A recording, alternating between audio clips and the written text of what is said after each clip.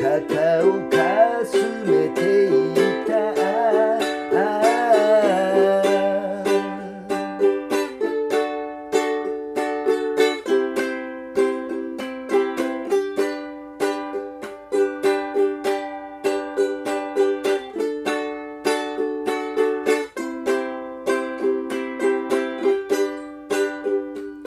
さよならは0時のドラの響きの中だった。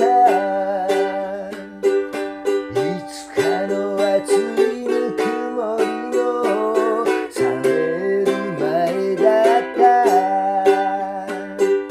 別れのテープが鮮やかに波間にちぎれてく。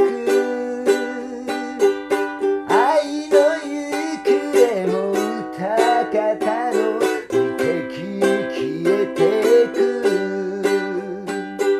すすり泣くドラの音が今も響いて、別れの日々おいらの肩をかすめていた。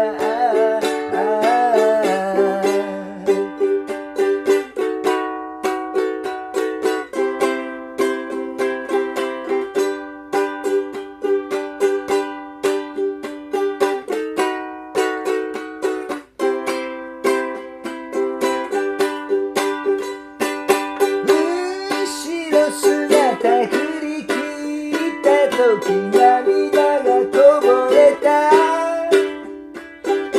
だからきっとあの人は恋人だった。鳩場の縁に腰掛けて